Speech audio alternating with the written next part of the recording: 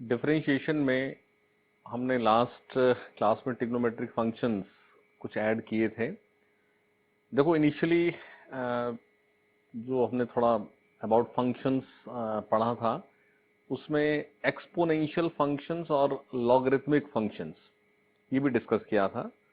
तो उन फंक्शंस का भी डिफरेंशिएशन कैसे होता है, उसके क्या स्टैंडर्ड रिजल्ट्स हैं, वो एक बार समझेंगे। जैसे अगर y e to the power x है, exponential function e to the power x, तो ऐसे केस में dy बाय dx ये e to the power x ही होता है। इस फॉर्म में कभी भी कोई फंक्शन आ जाएगा, y अगर e to the power x है, जैसे हमने ये कि y अगर x to the power n है तो dy बाय dx क्या है, तो ये n x to the power n minus 1 है, ये एक रिजल्ट। y अगर sin x है तो dy by dx cos x है। ये सब डिराइव्ड रिजल्ट्स हैं जो हमने स्टैंडर्ड याद किए। y अगर cos x है तो dy by dx minus sin x है। अब इसके बाद फर्दर कहीं प्रोडक्ट रूल है, क्वोशंट रूल है, या इसी में कहीं चेन रूल लगाना पड़ जाता है, वो अलग बात है। बट ये बेसिक कुछ रिजल्ट थे हमारे पास। ऐसे ही एक्सपोनेंशियल फंक्शन का ये एक रिजल्ट कि अगर y e to the power x है तो dy by dx e to the power x ही होता है एज इट इज। तो इसको याद रखेंगे तो सिंपल केस है। लेकिन जो बेसिक हमारी बात थी जिसको हम चेन रूल बोलते थे, यानी कभी आपके पास y जो है e to the power x की जगह मान लो आ गया 2x प्लस 3, तो again you to use chain rule. क्या है रूल वो कि late z is 2x plus 3, तो y बनेगा e to the power z, तो ऐसी फॉर्म बन गई। तो यहां से अब क्योंकि z है वो, तो आप dy बाय dz लिखेंगे e to the power z, और z अगर 2x प्लस 3 है तो dz बाय dx 2 होगा। पर हमें तो फाइंड आउट क्या करना है, dy बाय dx। तो क्या करेंगे, dy by dz multiplied by dz by dx will be equal to dy by dx। तो ये यहां से e to the power z, अब z है 2x प्लस 3, तो z को सब्स्टिट्यूट कर दें आप, e to the power 2x plus 3 और multiplied by dz by dx, what is that, 2।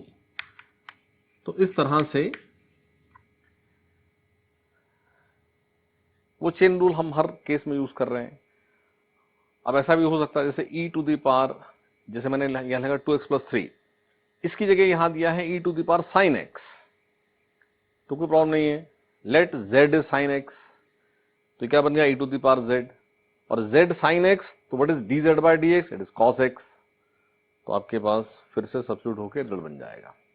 यानी वो बाकी सब बातें सेम ही हैं, लेकिन ये एक नई चीज एड ऑन हुई। जैसे y equal to e to the power x एक एक्सपोनेंशियल फंक्शन का रिजल्ट, ऐसे ही लॉगरिथमिक फंक्शन कि अगर y log x है, तो एक तो ये बात समझें कि log हमेशा टू सम बेस होता है। तो डिफरेंशिएशन में, कैलकुलस में हमारे पास हमेशा बेस क्या है, e है। यानी हमारे पास क्या आना है, natural log of x, ln x। तो अगर y ln x होगा, वही दिया जाएगा, तो dy बाय dx ये 1 अपॉन x होता है। If y is natural log of x, natural log means जिस लॉग का बेस e है, तो dy by dx 1 upon x होता है। ये नेक्स्ट एक रिजल्ट। और इस रिजल्ट में भी वो बेसिक बात ध्यान रखनी है कि अगर ये x की जगह मान लीजिए y जो है वो नेचुरल लॉग ऑफ x की जगह है 2x+3, तो हमारा रिजल्ट एक सिंगल उसके लिए है यहां 2x+3। तो फिर से late z is 2x+3,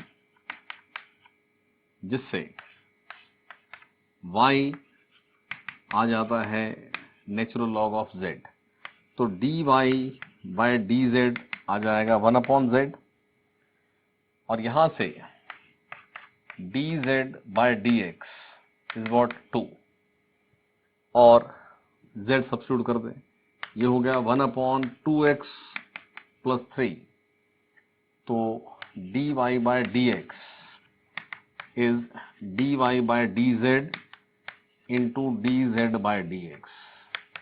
So what is dy by dz? 1/2x+3 and dz by dx is 2. ये आपके पास रिजल्ट। तो बेसिक फॉर्मूला ये है, लेकिन इसके साथ अगर x की जगह, अब यहां कुछ भी हो सकता है यहाँ x² आ जाए, हो सकता है sin x आ जाए, हो सकता है e⁻x आ जाए, कुछ भी हो उसको z मान लेना, और वहां से dy by dz और z से dz by dx। This is known as chain rule. तो इस तरह से इसको डिस्कस करने के बाद हमें डिफरेंशिएशन में जो स्टैंडर्ड कुछ रिजल्ट्स करने थे वो हमने सारे कर लिए, और वेरियस उसमें जब बनेंगे कॉम्बिनेशन तो कैसे करना वो सारी बात भी डिस्कस हुई। अब ये सारी बात फिजिक्स के टॉपिक्स में अप्लाई होती रहेगी। वहां हमारे पास जैसे हमने स्ट्रेट लाइन मोशन एक स्टार्ट किया हुआ है फिजिक्स में, तो वहां अभी एक बात डिस्कस हुई है कि पोजीशन कोऑर्डिनेट कोई एक्स फंक्शन ऑफ टाइम हो। अब वो function of time various type हो सकते हैं। बाय चांस हमने तो स्ट्रेट लाइन अभी डिस्कस किया है, तो स्ट्रेट लाइन में पोजीशन जो है वो कोई अलजेब्रिक फंक्शन ही होगा, लेकिन various other type of motions are also there. Motion कोई भी होगी उसमें कोऑर्डिनेट्स ही चेंज होने हैं ना, तो आपके पास किसी केस में वो कैसा फंक्शन हो सकता है, किसी केस में कैसा हो सकता है।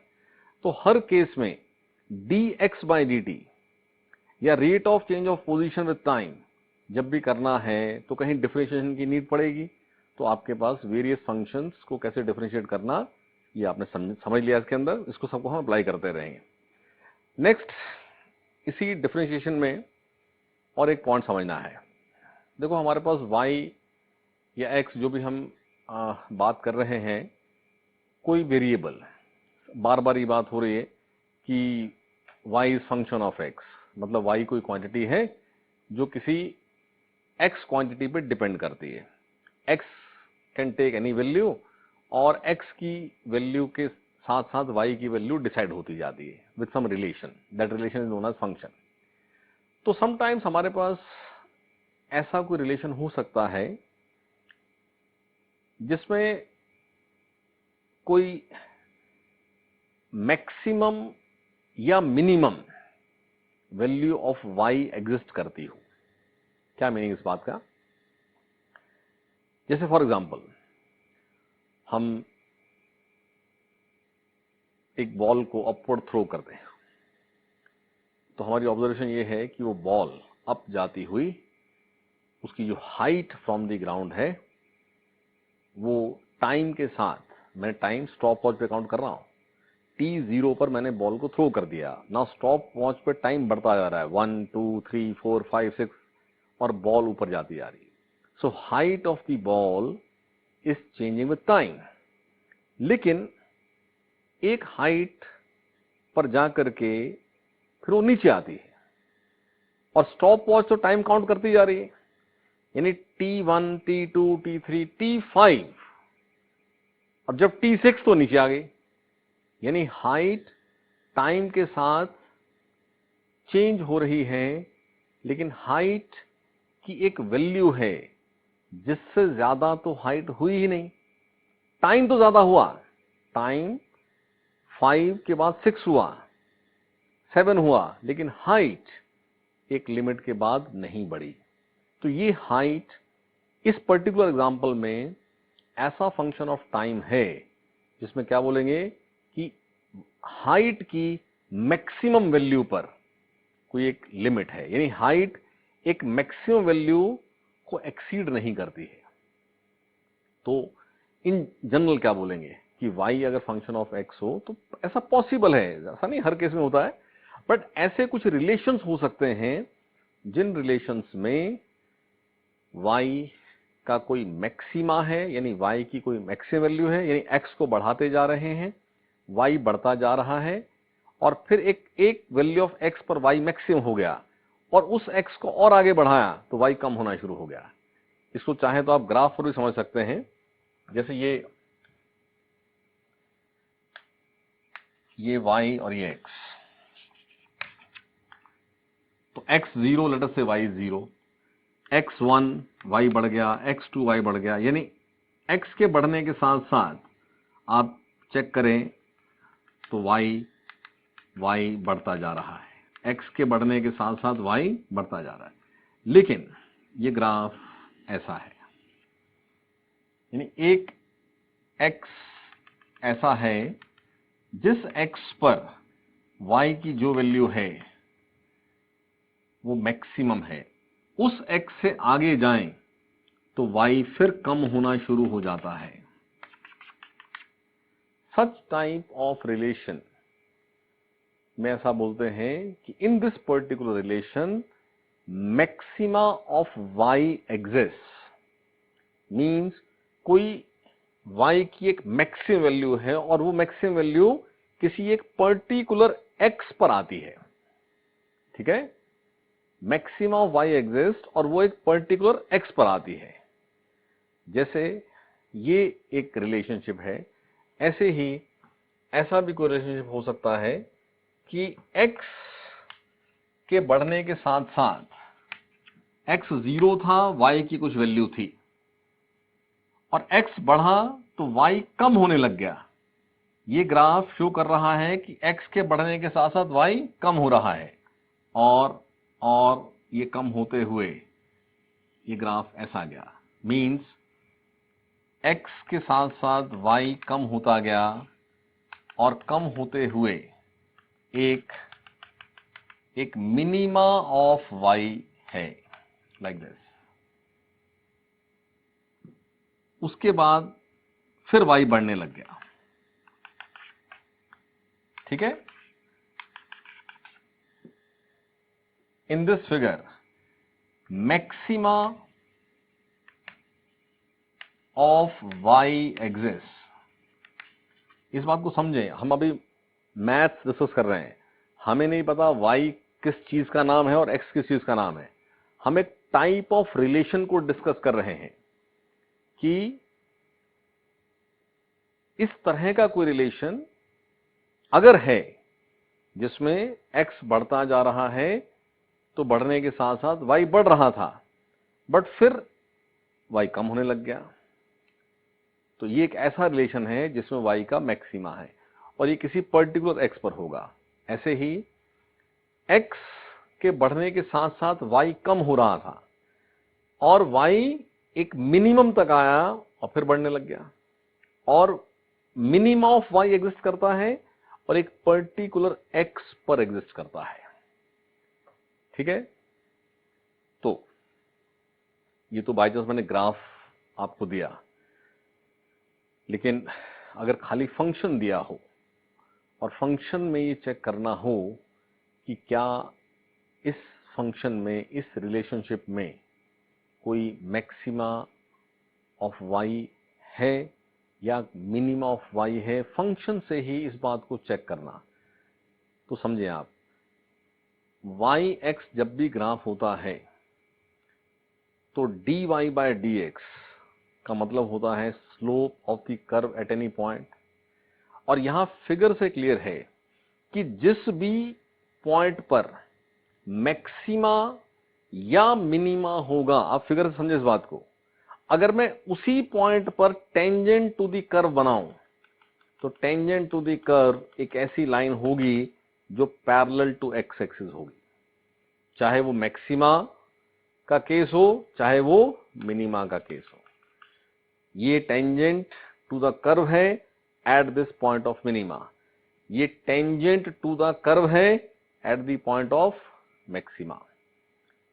तो जब भी किसी x पर y का मैक्सिमा होगा तो उस x पर स्लोप ऑफ द कर्व 0 होगा। वो x पॉइंट उस कर्व पे जब लिया जाएगा तो उस पॉइंट पर स्लोप क्या होगा? 0 होगा। ऐसे यहां पर वो पॉइंट जहां स्लोप ऑफ द कर्व 0 होगा वो मिनिमा होगा। यानी हम ये बात समराइज करते हैं कि अगर y फंक्शन ऑफ x है तो dy by dx कैसे बनाना वो सीख लिया हमने, वी हैव द टेक्निक। तो डिफरेंशिएट करके हमने expression of dy by dx बना लिया। अब ये dy by dx एक्सप्रेशन भी अपने आप एक फंक्शन है, तो किसी पर्टिकुलर x पर हो सकता है कि 0 हो। Expression of dy by dx हमें किसी भी x पर उसकी वैल्यू दे देता है। तो आप ये चेक कर सकते हो कि ऐसा तो नहीं कि किसी x पर ये 0 होता हो। अगर ये किसी x पर 0 होता है तो उसका मतलब होता है कि उस पर्टिकुलर x पर या तो y का मैक्सिमा है या तो मिनिमा है। हम अभी ये नहीं जज कर पाएंगे इसके अंदर कि वो क्या है, लेकिन स्लोप ऑफ द कर्व यहां इस डिस्कशन से क्लियर है कि स्लोप ऑफ द कर्व 0 होता है मैक्सिमा या मिनिमा पर। तो एक एग्जांपल समझें इस बात को।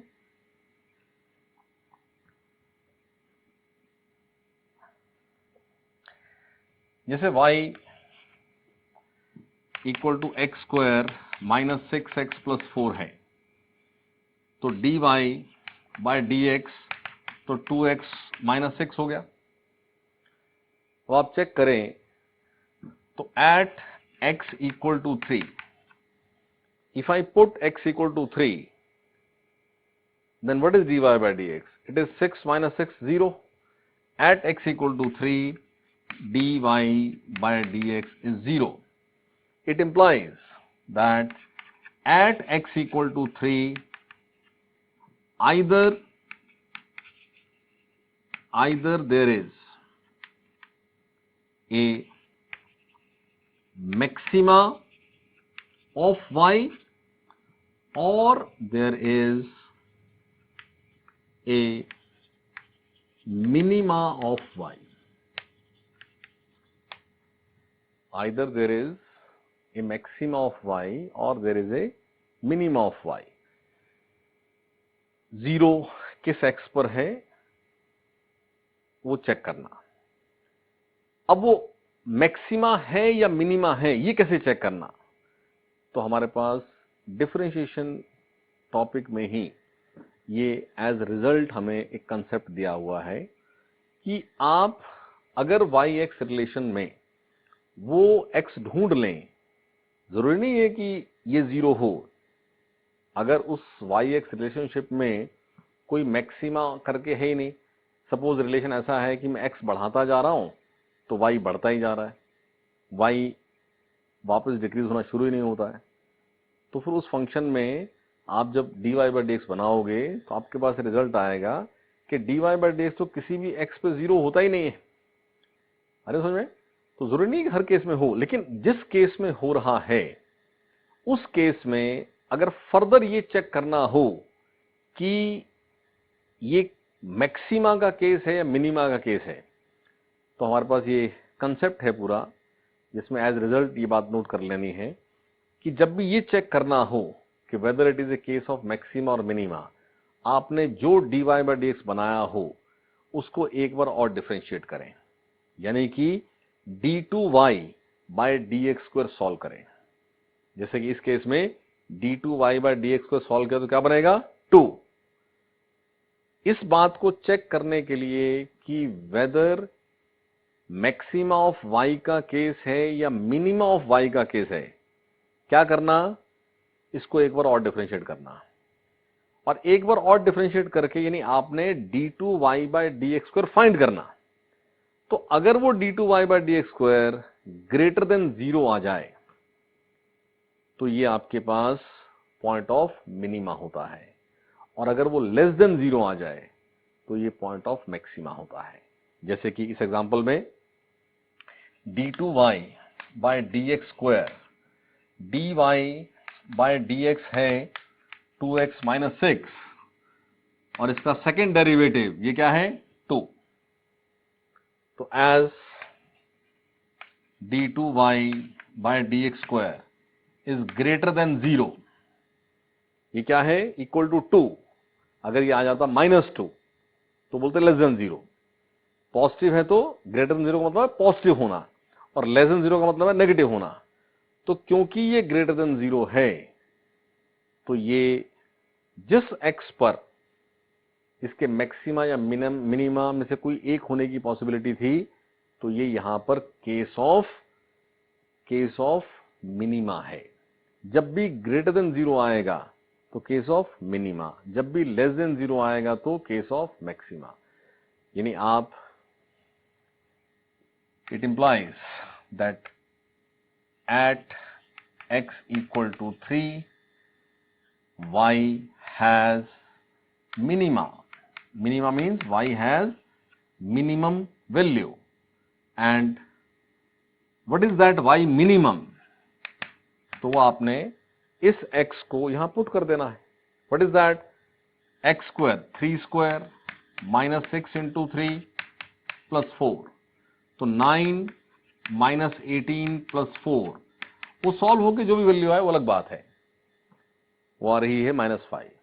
लेकिन अगर ये वैल्यू आ जाती नेगेटिव, यानी अगर ये आ जाता लेस देन 0, तो आपके पास ये केस ऑफ मैक्सिमा होता। तो इस एग्जांपल से आपने बात समझी, तो आपको एज कंसेप्ट आपको नोट करा देता हूं।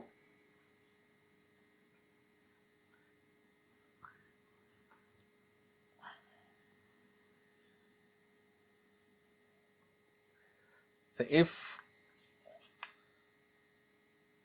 y is function of x, if y is function of x, then dy by dx equal to 0 gives those values of x at which either y is minimum or y is maximum। ठीक है? And to check whether it is minimum और maximum, इस बात को check करने के लिए find d2y by dx square, find the second derivative, and if d2y by dx square, देखो हम जब dy by dx equal to 0 put करते हैं तो हमारे पास एक x आता है। उस पर्टिकुलर x पर हमें चेक करना है कि y का मिनिमा है या मैक्सिमा है। तो जब आप सेकंड डेरिवेटिव करते हैं, बाय चांस हमने जो एग्जांपल लिया था ना, उस एग्जांपल में जब हमने d2y by dx को सॉल्व किया तो वो एक कांस्टेंट ही था 2, लेकिन हो सकता है कि उसमें x हो, तो फिर कैसे डिसाइड होगा कि वो ग्रेटर देन 0 है कि लेस देन 0 है?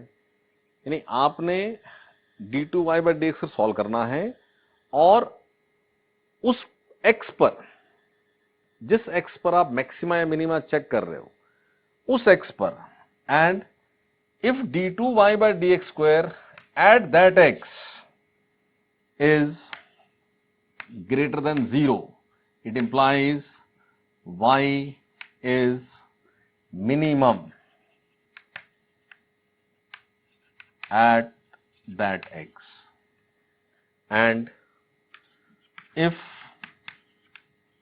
d2y by dx square at that x, d2y by dx square at that x is less than 0 implies y is maximum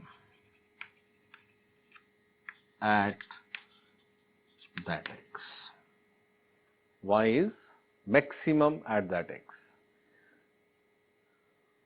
एक और एग्जांपल से ये सारा केस समझ लें। ये सारी बात जो यहां मैंने एक्सप्लेन की है ना, याद रखनी है, ये हमें क्वेश्चंस में यूज करनी होगी।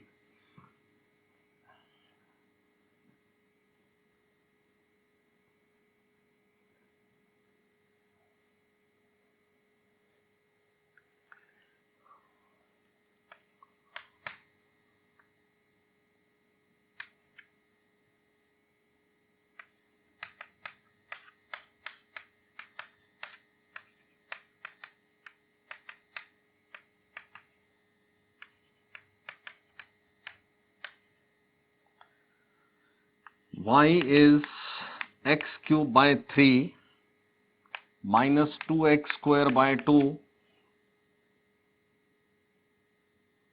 or it is x square minus 8x plus 4। ये आपके पास कोई एक फंक्शन गिवन है, y function of x given है, और हमें चेक करना है कि इस रिलेशनशिप में, इस फंक्शन में कोई मैक्सिमा या मिनिमा ऑफ y एग्जिस्ट तो नहीं करता है, और अगर करता है तो किस x पर करता है और उसकी क्या वैल्यू है। तो आप देखो, इस y को जब हमने dy by dx बनाया, डिफरेंशिएट किया, तो क्या बनाई, 1/3 तो कांस्टेंट था 3x square minus 2x minus 8 plus 0, यानी dy बाय dx बनता है x square minus 2x minus 8। अब ये अपने आप एक क्वाड्रेटिक फंक्शन है। ये वैल्यू कब जीरो है, ये फाइंड आउट करने के लिए to check at what x dy by dx is zero, तो इसको इक्वेट कर दें। Equate dy by dx to zero, यानी x square minus 2x minus 8 को कर दिया जीरो। तो आप मिडिल टर्म को स्प्लिट करके फैक्टर्स बना सकते हैं। ये x square minus 4x plus 2x minus 8 equal to zero बना, यानी x कॉमन लिया x माइनस 4 प्लस 2 कॉमन लिया x माइनस 4, तो x plus 2 x minus 4 equal to 0 gives you two values of x equal to minus 2 and x equal to 4। यानी आपके पास इस relationship में दो x हैं जिन पर dy by dx 0 है। इसमें कंफ्यूज होने की बात नहीं है।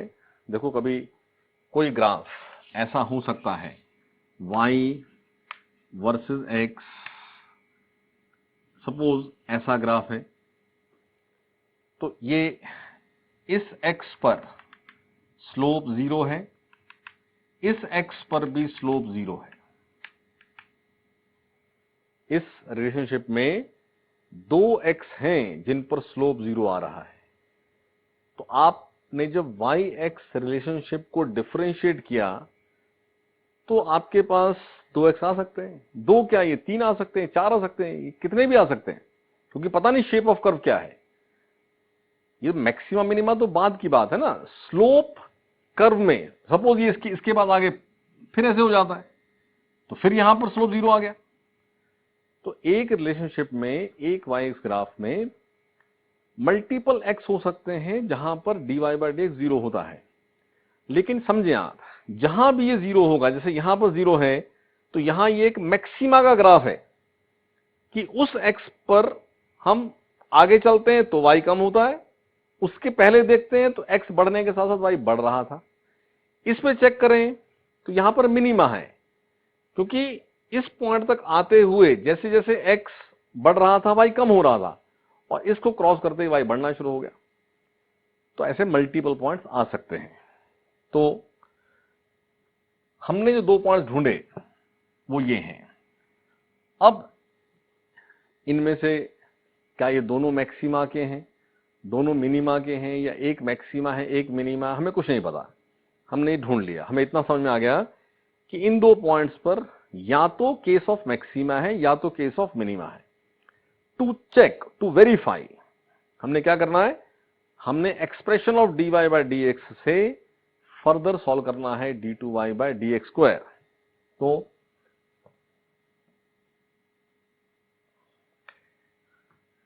d2y बाय dx स्क्वायर, इसको फर्दर सॉल्व करें तो ये क्या है, 2x माइनस 2, 2x माइनस 2। तो आपने इस d2y बाय dx स्क्वायर की वैल्यू x पुट करने से ही आएगी।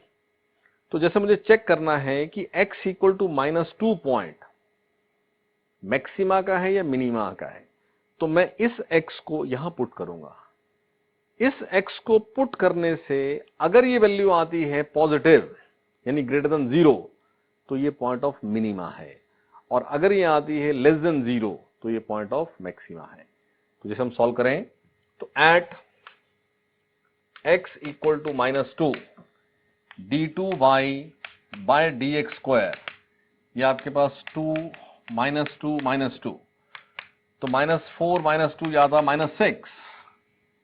तो इस x पर at x equal to -2 d2y by dx square is less than 0, it implies at x equal to -2 y is maximum. y is maximum means maxima of y exists। अब वो क्या value है, तो x को -2 put करेंगे तो y की value आ जाएगी। जब d2y by dx square less than 0 तो क्या केस, मैक्सिमा। ऐसे ही सेकेंड चेक करें, वो क्या है 4, at x equal to 4 d2y by dx square it is 6, और 6 का मतलब ग्रेटर देन 0। तो क्योंकि at x equal to 4 d2y by dx square is greater than 0, it implies at x equal to 4, at x equal to 4 y is minimum। ठीक है, तो ये एक बहुत कॉम्प्लिकेटेड हमें केस फिजिक्स में नहीं आते, इस एप्लीकेशन पर हमें केस सिंपल ही होता है। तो ऑल्दो हम मैथ की बुक पढ़ेंगे तो मैक्सिमा मिनिमा पर हमें बहुत डिटेल्ड, क्योंकि मैथ तो जनरल फंक्शंस को डील करता है ना, तो तरह तरह के केस मिलेंगे आपको, हमें इतना ही करना है। इतनी बेसिक सी बात आप यहाँ अंडरस्टैंड करके रखें, ये हम फिजिक्स में वेरियस केसेस में अप्लाई करते रहेंगे। तो मैथ्स हमें आज इतना ही करना है आज की क्लास में, इसको आप रिवाइज कर लीजिएगा। नेक्स्ट हम मोशन स्ट्रेट लाइन डिस्कस कर रहे थे, और वहां हमने स्ट्रेट लाइन पर चलते हुए ऑब्जेक्ट के लिए उसकी इंस्टेंटेनियस वेलोसिटी डिस्कस की थी कि अगर x फंक्शन ऑफ टाइम दिया है तो dx बाई dt करेंगे, डिफरेंशिएट करेंगे, तो हमारे पास वेलोसिटी, इंस्टेंटेनियस वेलोसिटी का एक फंक्शन आ जाएगा जिसमें हम किसी भी इंस्टेंट पर क्या वेलोसिटी है वो फाइंड आउट कर सकते हैं। यानी पोजीशन टाइम रिलेशन अगर हमें गिवन हो तो हम डिफरेंशिएशन की हेल्प से वेलोसिटी टाइम रिलेशन बना लेंगे। व्हेन यू से वेलोसिटी टाइम रिलेशन मींस आप डिफाइन ही कर रहे हैं कि वेलोसिटी किस इंस्टेंट पे कितनी है, का मतलब ये है कि आप इंस्टेंटेनियस वेलोसिटी की ही बात कर रहे हैं। बार बार हम इंस्टेंटेनियस वर्ड बोलते ही नहीं है। इफ आई से कि I am plotting A velocity time graph, तो इस वेलोसिटी टाइम ग्राफ में, यानी आप समझें, जब भी फिजिक्स में हम सिंगल वर्ड बोलेंगे ना वेलोसिटी, या तो हम बोलेंगे एवरेज वेलोसिटी, या हम क्या बोलेंगे वेलोसिटी। जब भी हम बोलेंगे वेलोसिटी, उसका मतलब ही होगा कि यह है इंस्टेंटेनियस वेलोसिटी। वो अलग बात है कि इंस्टेंटेनियस वेलोसिटी भी एवरेज वेलोसिटी ही होती है for the infinite small time interval, लेकिन इन जनरल अकेला वेलोसिटी बोल रहे हैं तो वो इंस्टेंटेनियस वेलोसिटी की ही बात हो रही है। तो पोजीशन एट एनी इंस्टेंट का फंक्शन गिवन हो तो डिफरेंशिएट करके वेलोसिटी एट एनी इंस्टेंट का फंक्शन आ जाता है। पोजीशन टाइम रिलेशन गिवन हो, डिफरेंशिएट करने से वेलोसिटी टाइम रिलेशन आ जाता है। अब मोशन स्ट्रेट लाइन में हमने दो उसके रिजल्ट्स बना दिए थे कि एक यूनिफॉर्म मोशन हो सकता है और एक नॉन यूनिफॉर्म मोशन हो सकता है। वो बहुत आसान सी बात थी कि जब पोजीशन फंक्शन ऑफ टाइम होता है, कोई भी y किसी x का फंक्शन होगा, तो हमने बात समझी थी कि उसके हमेशा दो टाइप होंगे, या तो y x के साथ यूनिफॉर्मली चेंज होगा, का मतलब y x graph straight line होगा, या तो y x के साथ नॉन यूनिफॉर्मली चेंज होगा, यानी y x ग्राफ कोई कर्व होगा। ठीक है ना? तो on that basis if position is function of time, then either x changes uniformly with time, it is known as uniform motion, or x change non-uniformly with time, which is the case of non-uniform motion. अब उसमें further एक बात हमने समझी थी कि जब case uniform motion होना है तो वेलोसिटी हर इंस्टेंट पे सेम होनी है, यानी वो कांस्टेंट वेलोसिटी का केस है। और जो नॉन यूनिफॉर्म मोशन है उसमें वेलोसिटी चेंज होती रहेगी। तो मैं यहां अलग से आज इस नॉन यूनिफॉर्म मोशन को थोड़ा डिस्कस कर रहा हूं। ये बात ध्यान रखें कि हम मोशन अलोंग स्ट्रेट लाइन को डिस्कस कर रहे हैं, मीन्स हम वन डायमेंशनल मोशन की बातें कर रहे हैं। तो non uniform motion implies position तो चेंजिंग ही है, वो तो मोशन बोल दिया, लेकिन वो कौन सा कैरेक्टरिस्टिक है जो ये कंफर्म करता है कि नॉन यूनिफॉर्म मोशन है? वो कैरेक्टरिस्टिक है कि velocity is changing with time.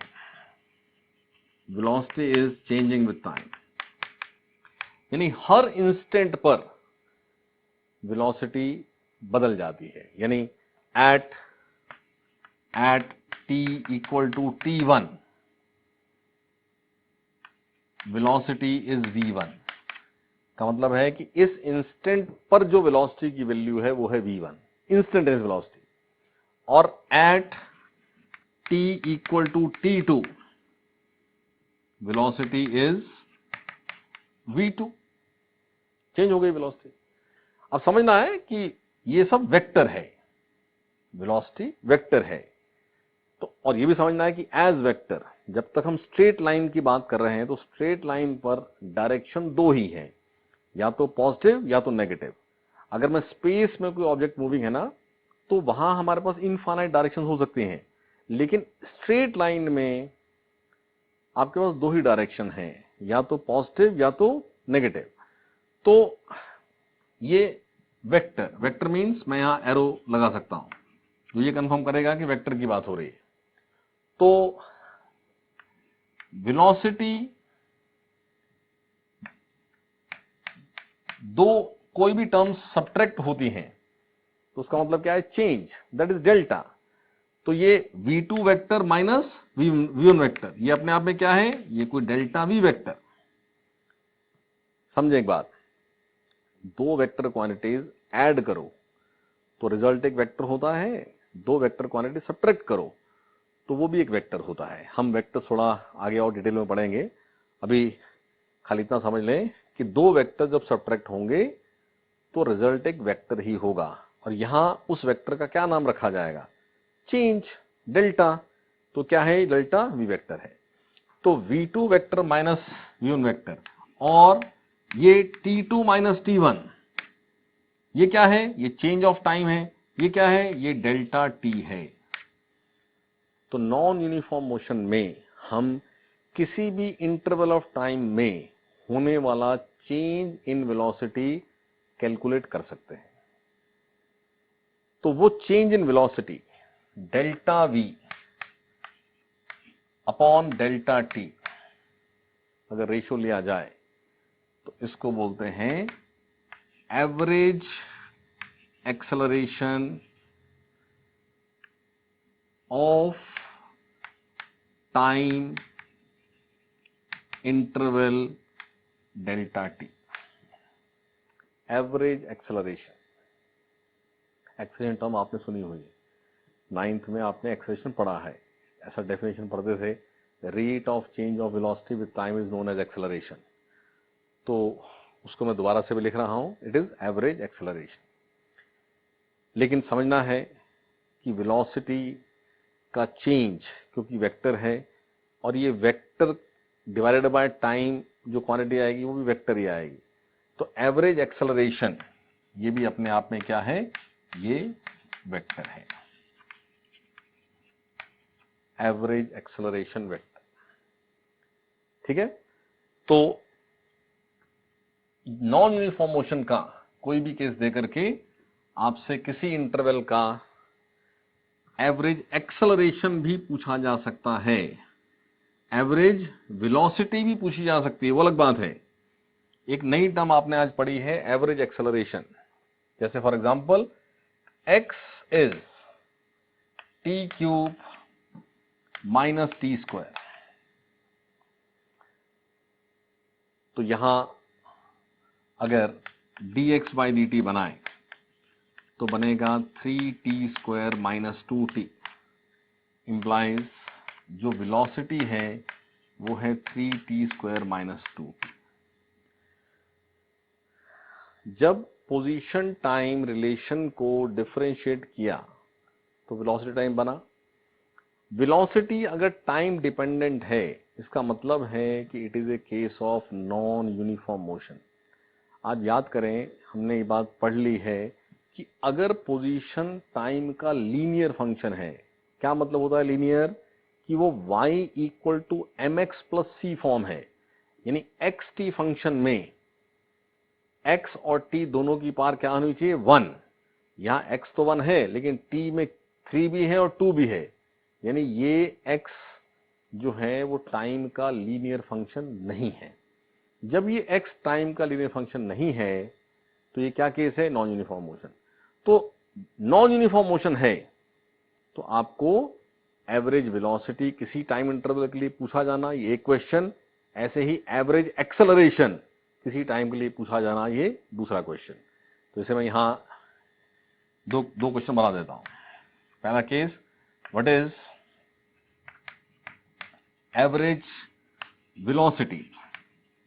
अब एवरेज वेलोसिटी किसी इंटरवल के लिए ही होनी है, तो for time interval t equal to 0 to t equal to 2।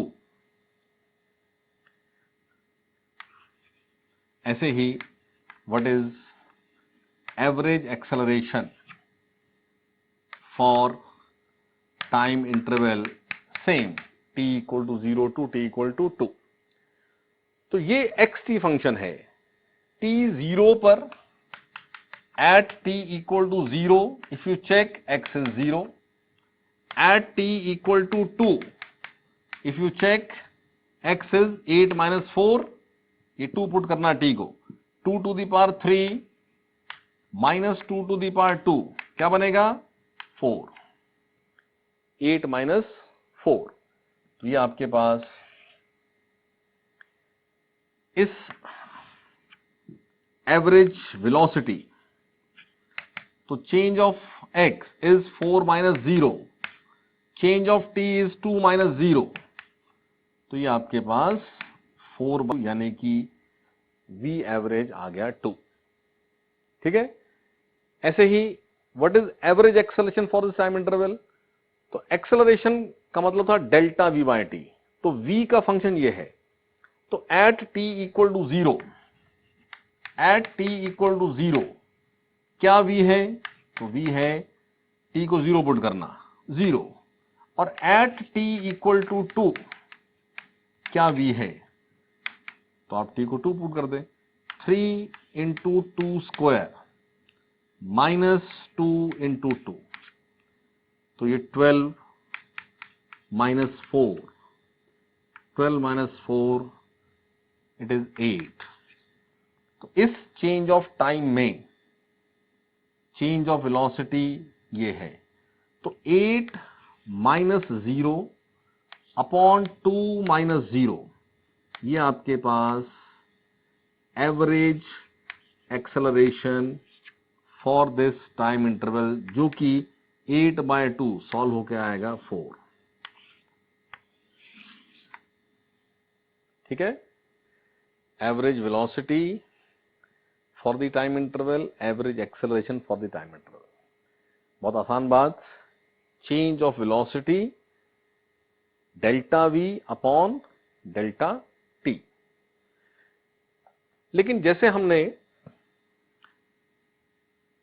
Average velocity में एक ये बात भी डिस्कस की हुई है कि अगर टाइम इंटरवल वेरी स्मॉल हो जाए तो ये क्या बन जाती है, इंस्टेंटेनियस वेलोसिटी।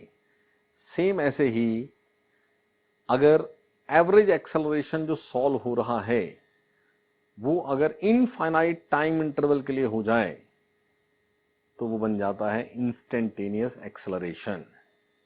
और mathematically delta y by delta x में अगर ये लिमिट है कि डेल्टा एक्स टेंड्स टू 0, तो it is denoted by D Y by D X. तो ऐसे ही delta V by delta T में जब ये लिमिट आ जाएगी कि डेल्टा टी टेंड्स टू 0, तो इसका नाम हो जाएगा डीवी बाई डी टी। यानी इंस्टेंटेनियस एक्सेलरेशन को क्या लिखा जाएगा, डीवी बाय डी टी। तो इंस्टेंटेनियस वेलोसिटी की ही तरह ये भी टर्म समझें कि इंस्टेंटेनियस एक्सेलरेशन क्या है।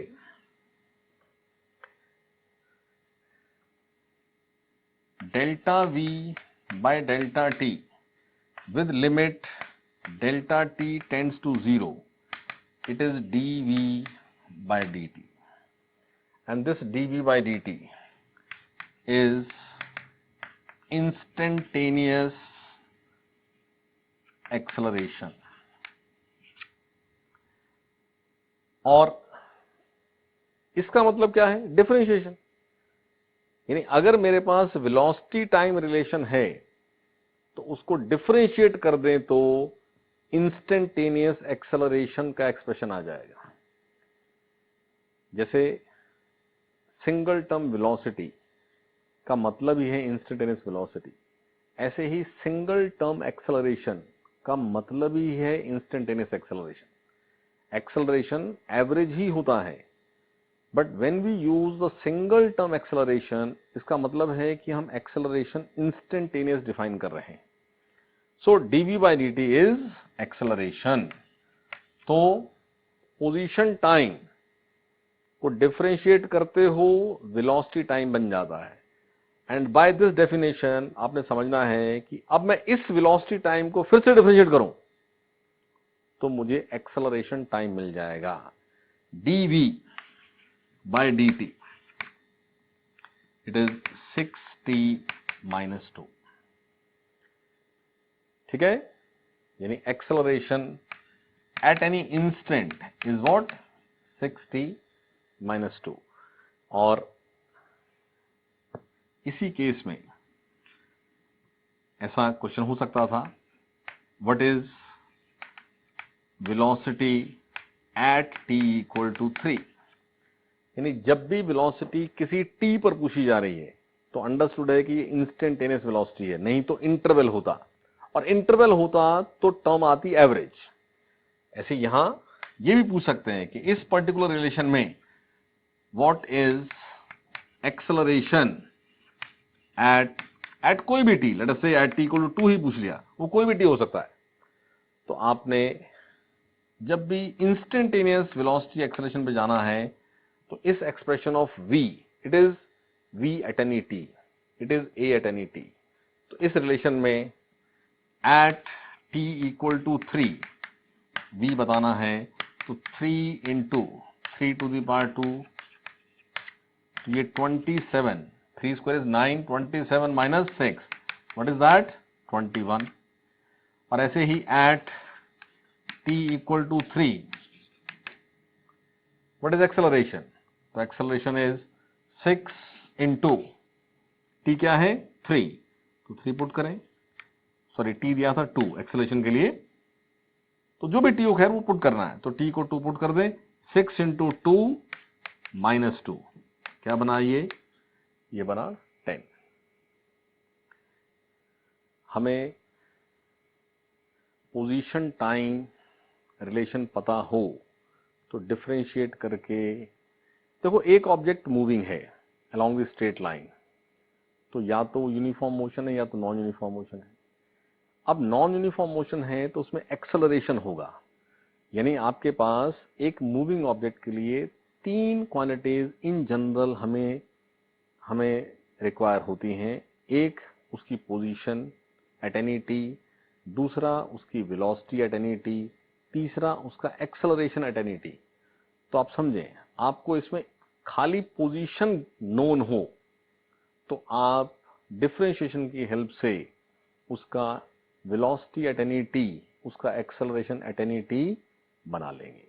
ठीक है, इस सब पर्पस से ही हमने डिफरेंशिएशन टॉपिक समझा है। अभी आप ये बात समझ पाएंगे कि हमारी फिजिक्स में इनिशियल मतलब मोशन स्ट्रेट लाइन तो पढ़ा था ना 9th क्लास में, अभी तो उसी की बात हो रही है, कोई आगे एडवांस बात तो हुई नहीं। स्ट्रेट लाइन मोशन ही 9th में जो कर लिया वो एलिमेंट्री कुछ बातें थी, बट अभी आप उसको डील ही नहीं कर पाओगे unless until you know the calculus part, differentiation part.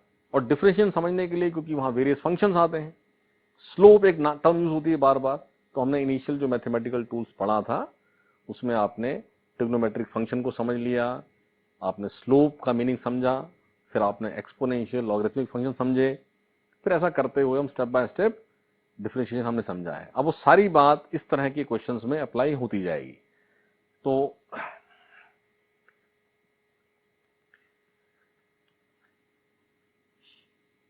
As result ये बात जल्दी से ध्यान रखें कि पोजीशन टाइम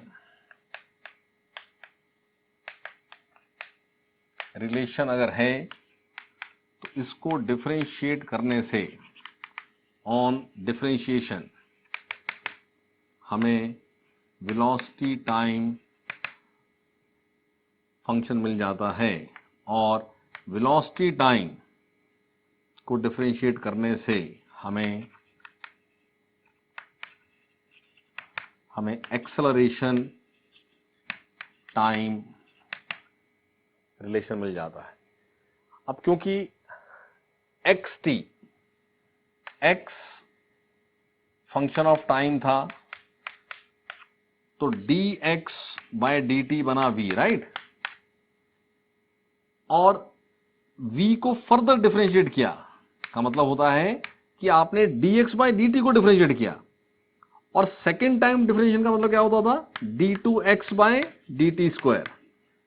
तो कभी कभी ऐसा भी लिखा होता है कि acceleration is equal to d2x by dt square, तो समझना दैट इज ऑल्सो करेक्ट। वैसे by definition it is dv by dt, क्योंकि डेफिनेशन क्या है? Rate of change of velocity with time is acceleration. लेकिन क्योंकि dv बाय dt का मतलब है v का डिफरेंशिएशन, और v होता था dx बाय dt, तो वो क्या बन गया? d2x by dt square. तो जस्ट एक नॉलेज के लिए बात याद रखेंगे कि d2x बाय dt स्क्वायर का मतलब भी होता है acceleration equal to dv by dt, ये भी क्या है? एक्सेलरेशन। क्लियर? तो सारी बात रिवाइज करके रखें, नेक्स्ट टाइम और आगे बात करेंगे।